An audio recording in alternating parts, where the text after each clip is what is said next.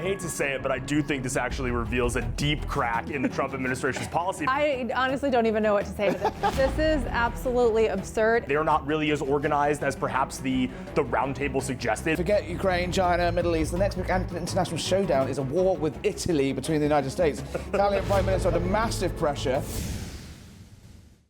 Now, meet America's new left-wing mascot, the Portland Frog.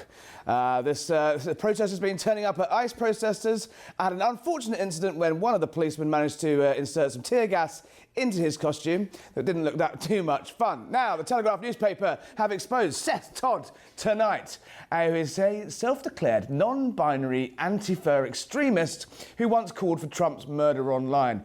He's now told the newspapers he's non-violent. Just another peaceful anarchist in a frog suit attacking federal agents. Christina Bobb, commentator, lawyer, author extraordinaire, is still with me. And joining us for the end of the show is Tim Rice, DC Bureau Chief at the Daily Wire. Christina, I mean, look, is there any lefty out there that hasn't called for someone to be murdered online? And, if this is their pin-up, what does it say about the rest of them? I honestly don't even know what to say to this. This is absolutely absurd. I think it goes to show that on one hand, you can't take them seriously, meaning their arguments. They're not coming at this with a serious intellectual discussion argument. They're showing up in frog suits, trying to terrorize, whether violently or, mentally, the ICE agents and federal law enforcement. So I don't take whatever point they're trying to make seriously, but you have to take the violence seriously. And apparently, at least thankfully, the frog is also acknowledged. Well, Mr. Todd has apologised to the Telegraph newspaper, our colleague Colin Stringer, tonight with this exclusive, saying he's sorry he's non-violent. Tim, this kind of, I'm trying in two minds. Does this undermine what Donald Trump was saying at the Antifa, I keep saying it wrong, Antifa summit yesterday, where he's calling these mindless criminals and thugs, or does it actually strengthen them, that even the frog wants to kill the president, right? Yeah, no, I think you're absolutely right. I don't think it weakens his argument at all, because this just goes to show how, as Christina was saying, these people are absurd, but that doesn't mean that they're not violent, right? I mean, we can think back to some of the protest movements like the Yippies in the 60s, right? The Weather Underground. These people were absurd. These people were blowing up buildings and murdering people just going about their lives. So, I mean, it kind of tells you everything that you need to know about Portland specifically, that, even the violent lunatic terrorists that the president is trying to crack down on are deciding to commit their violent lunatic terrorism while donning a frog costume. We shouldn't laugh. Look, Congressman Klein was with us before the break. He said he basically completely accepts what the president is saying. He's obviously of the right. Is the president's rhetoric on this and his sort of idea that America's been infiltrated by this left-wing extremist terrorist organisation, possibly funded by hostile states, is it overblown, or is he onto something here? I think he's onto something. I mean, I think 2020 feels like a million years ago, but if we think about it, right, those riots, right, the BLM riots, the George Floyd riots, I think, look, Antifa, however it's pronounced, it's sort of this vacuous thing. I think that by trying to name it and shame it, maybe that's a little bit off, right? They're not really as organized as perhaps the roundtable suggested, but I mean, I do think it's getting at something important, which is that this is this collection of people. And if anyone that's ever studied any of the formal organized left, they splinter into a million different arguments. Exactly. You can't even share a cab without falling out with each other. Christina, it's a big day tomorrow for the First Lady. She's doing an event at the White House, which is rare.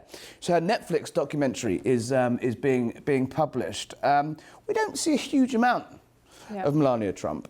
She sort of made a a few very pointed, very high profile, but few interventions on the campaign trail. We saw her in the inauguration. We saw her in London for the state visit. But she does play a sort of slightly pared back First Lady role, doesn't she? Yeah, and I don't blame her for it. I mean, the media is horrible to her. She is absolutely wonderful. She's not trying to make a show for herself or anything.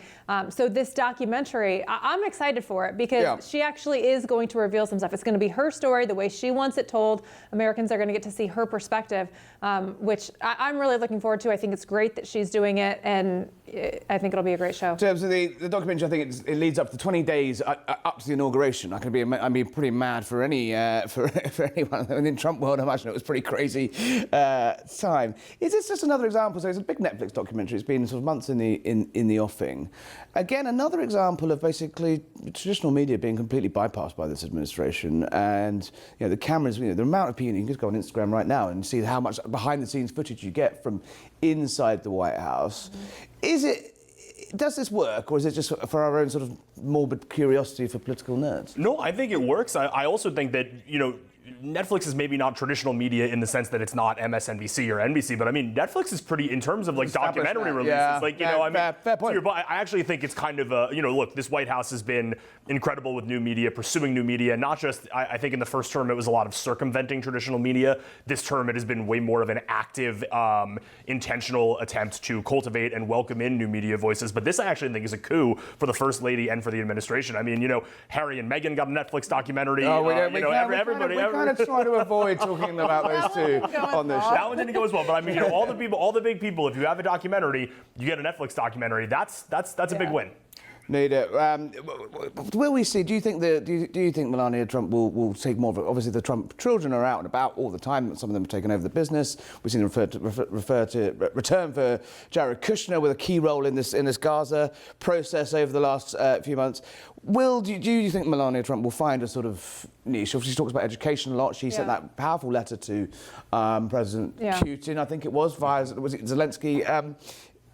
She picks her moments, but do you think we'll see more of them? I think that she, as you said, she picks her moments. I think she has topics that are important to her and things that she feels she can influence and have an effective role in, and that's what she goes after. She's not one to go on TV for the sake of being on TV or create, noise around herself just for the sake of noise. But yeah, I think she'll pick her moments. Now, look, my favourite story of the week, we've only got about a minute left. Forget Ukraine, China, Middle East. The next big international showdown is a war with Italy between the United States. Italian Prime Minister under massive pressure to lobby the White House to cut 107% tariffs on pasta. This is the sort of coming home to roost, isn't it, Tim? This is the reality of Trump's global warfare on tariffs. I hate to say it, but I do think this actually reveals a deep crack in the Trump administration's policy, because if you watched his cabinet meeting today, the president opened by declaring Columbus Day and saying, "We love the Italians. Italians, we're back in business." So I think that perhaps, speaking as an Italian American myself, I think the president might have to. Well, Giorgia Meloni is in town next week, I believe, and she's seeing on October the 18th. She's seeing the president. It was what's being described as the fettuccine summit. Do you think the president has a sort of, do you think there'll be a few things like this? He has a big soft spot for Giorgia Meloni, right? Yeah, he really does. He really likes Giorgia Meloni. I could see, I could see him maybe having her. She might be able to be successful in moving him a little bit off the pasta tariff. That's all we've got time for. Christine, thank you for joining us. Come back soon. That's it from me. Pasta la vista, baby, as we say.